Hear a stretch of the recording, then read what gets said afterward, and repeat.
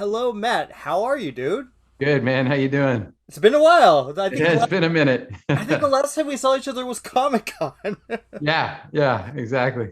Dude, you nail this character. I mean, this is a perfect performance from you. Thanks, man. Thank you. What I'm really happy with it. you should be. Wait, I mean, I know you went and talked to people. What was that experience like finding this guy?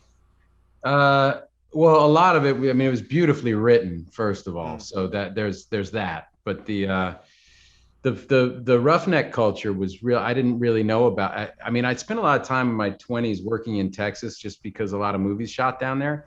Um, but Yeah. uh, but so I'd lived in that part of the world a bit, but I hadn't spent any time on oil rigs and hadn't hung out with these roughnecks, and that was really the key to everything. Just getting time with them and all the whole physical side of that guy is all comes right from those guys, like the jeans with the fire retardant and the everything about that look, the goatee, and that's all specific. That's how they roll, and I changed my body a little bit to because those guys all like that job is incredibly hard to do. Like, and Mm. they're very proud that they do it because they know not a lot of guys can do it. Like, I definitely couldn't do it. I was out on the rig for about 10 or 15 minutes. I was like, no way.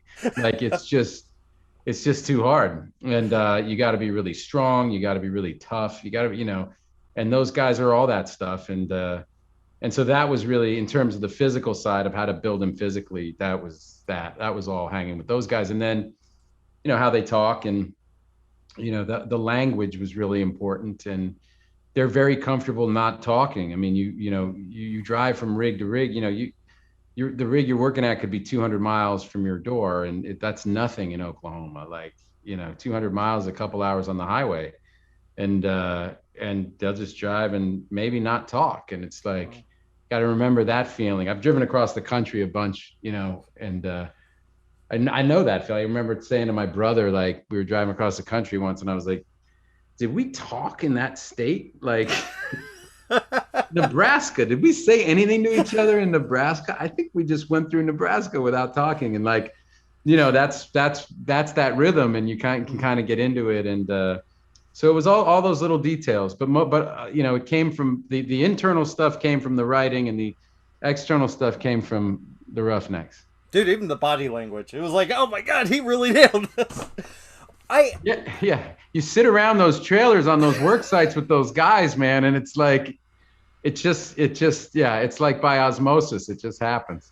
You are having an amazing time. Look, you've had a great career. Obviously, you've had a lot of amazing roles, and you had this amazing performance. I think it's one of your best, to be honest. Thanks. And then you're involved with the Last Duel coming up. You going back in time with Ridley Scott. You're jumping into Thor.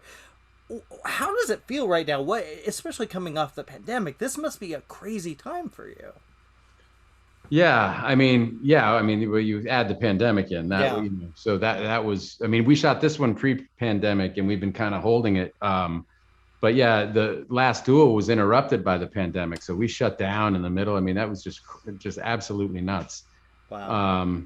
So yeah, I mean, we'll see. It's been really fun. Like, I'm so happy with this how this one came out, and I'm really happy with the Last Duel, and I'm just kind of leaning into that. I want to keep having experiences like that, and I want to wait to find something that's as good as these roles are, and these directors. And I'm happy to wait, because I just want to keep having this feeling. Yeah. Well, dude, it's always a pleasure talking to you, man. And we got to wrap it up, but it's great to see you again. Yeah, you too, man. Hopefully in person next time. I'm hoping for it, dude. Man, we're getting there. Yeah, so almost, so close. I'll see you later, buddy. All right, man. See ya. Bye. I'm trying to get my little girl out of jail. That's all I give a damn about.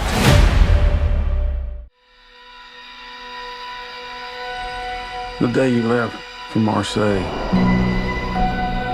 I drove to the airport. I went to the gift shop, and I saw this necklace. It was gold, said STILLWATER on it. I thought it'd be a little piece of home to take with you. Some folks are born made to wear the flag. You're in Marseille for vacation? Yeah, I visit my daughter. father of the girl, the American student? Yes, ma'am. Allison came here for college, and that's where she met this girl, Lena. One night she found Lena dead and called the police. All they cared about was Allison sleeping with some Arab girl. I loved her, I know you did. but everybody thinks that I killed her. We have exhausted every possible legal action. Is the lawyer not helping you? I'm doing it myself for now. I could help. What's your name? Maya. Maya. Oh, that's nice. She's very protective with me. You seen that guy before? No one would talk to you, trust me. I'm not from here. It's not safe for you. She's my little girl. Dad, please. I'm not gonna give up. It will be a serious mistake to commit a crime to prove your daughter innocent. It will not get her out of jail, and it will send you in. Lord, please keep a watchful eye on Allison. Amen. Police. Did you ask her to lie? I'm trying to get my little girl out of jail. That's all I give a damn about. You sound very American right now. Good. I am. Yeah, and you're also a stranger here. What did you do? You just have to trust me.